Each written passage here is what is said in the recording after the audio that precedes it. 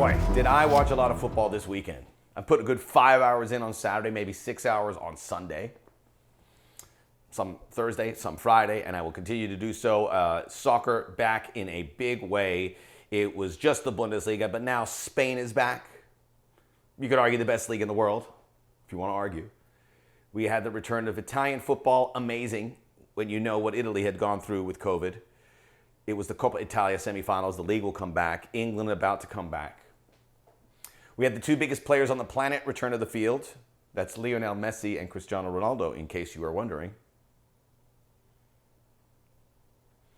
A lot to take in. I think the return of La Liga gets an A. The quality was good. We'll get into it. A lot of good developments. Players hit the ground running, including the aforementioned, Lionel Messi in this case. He had beautiful hair. You see that? The hair just flapping around there. He looked 10 years younger. Dipping his toe in the fountain of youth. Looked good. Their new striker, Braithwaite. Barcelona looked good. Really came out, laying down a marker. The biggest thing to come out of the weekend was in the Real Madrid game was Marcelo, left back, Brazilian, black, scoring the goal, taking a knee, and then raising his fist in the symbolizing black power. I tweeted that, and I got a lot of traffic on my tweet, which is good. You want to make an impact on your Twitter. Just simple. I said, Marcelo taking a knee. A lot of people were happy about it. Then one guy goes, well, Marcelo just lost a fan. And I got a couple more responses like that. And I'm like, God. And it really made me realize how much more we have to go.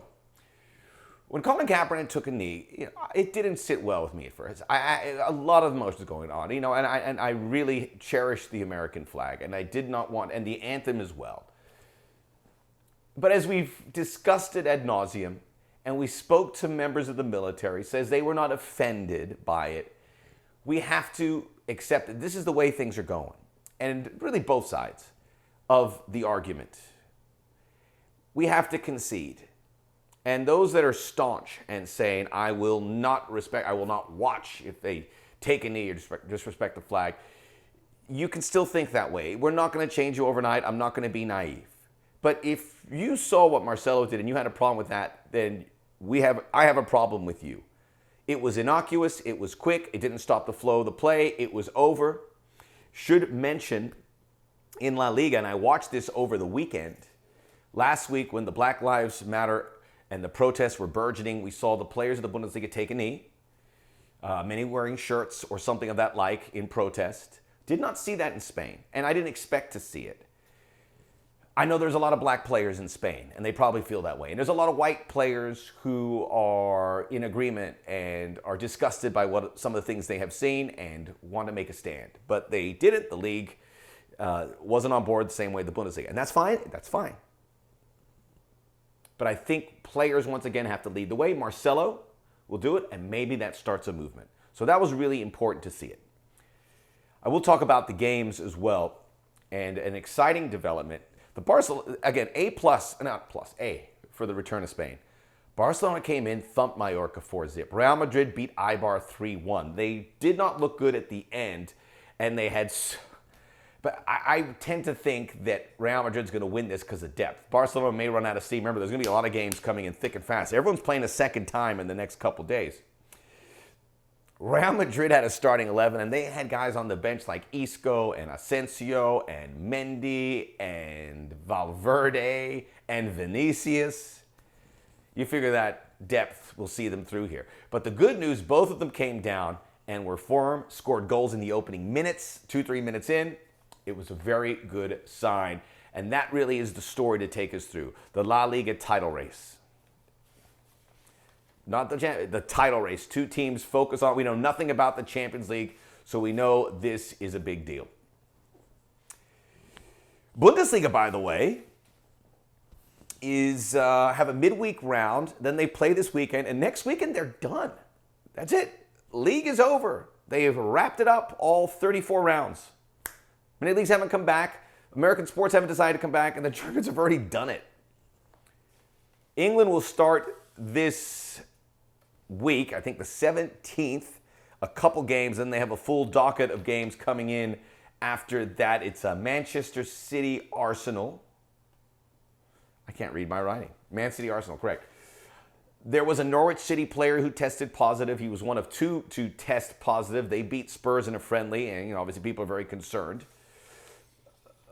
2 more positive cases. Obviously, you don't want anything to come off the rails. But I think very encouraging signs out of England. There have been 16 positive tests from a total of 8,687 tests.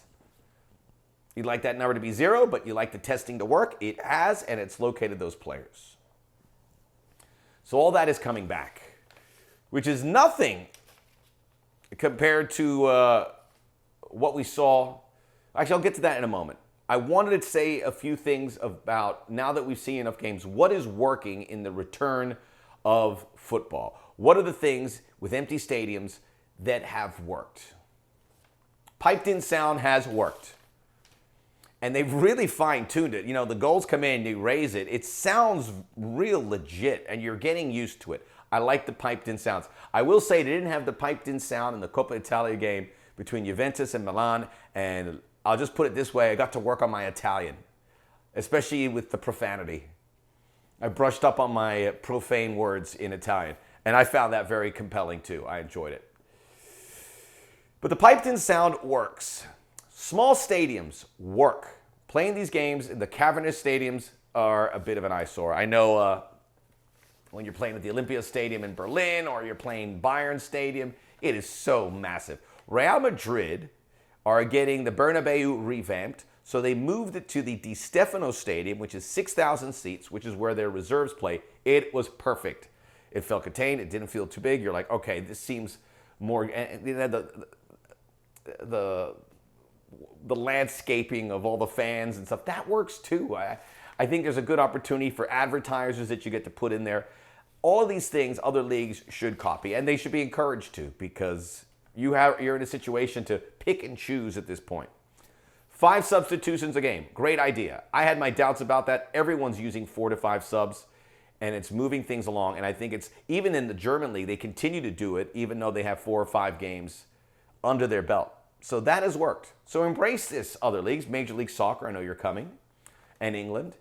And each one should roll out a better product, quite frankly. We even had an invader come out on the field. Can you believe that? No fans, and there's an invader at the Barcelona game. We don't want to make light of these things, but it just makes me kind of a little bonkers that would happen. I'm going to tell you about something I saw that just blew me away. I used to play rugby, so I do watch rugby when I get a chance. Super Rugby competition is a tournament featuring teams from New Zealand, Australia, South Africa, and Argentina. It's a big tournament.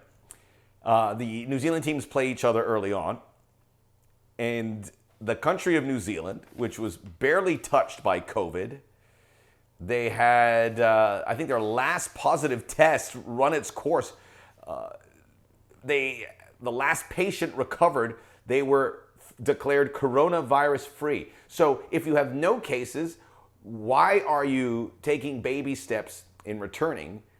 And New Zealand said, we're not. We're going full bore. So Eden Park, for the Super Rugby game, they had their biggest crowd in 15 years, 43,000. It wasn't just the crowd of people that were there.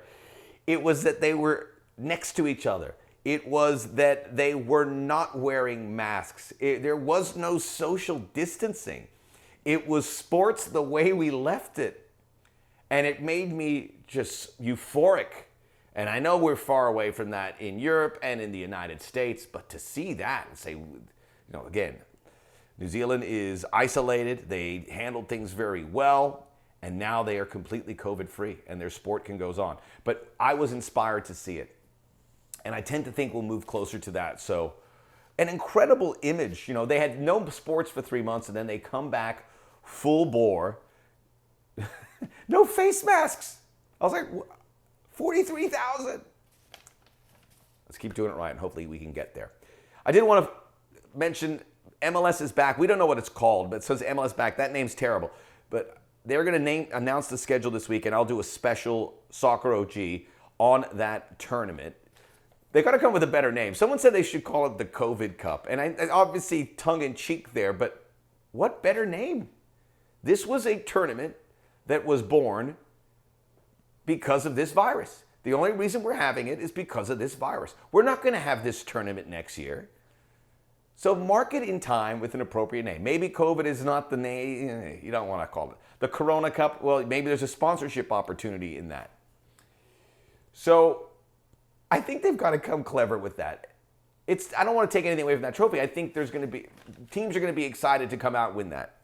But let's get cute with it. MLS teams resumed full team training. Even back as June 8th, they were coming back. So it'll be very interesting, and I'll discuss that further. But what a week. What a week. We're doing it, folks. Enjoy it. Please subscribe to the Soccer O.G. That is not me, by the way. Let me see there. Let me see. Did I have that wrong the whole time? Yeah, I'm messing that around. Subscribe, rate, review. We'll see you very soon.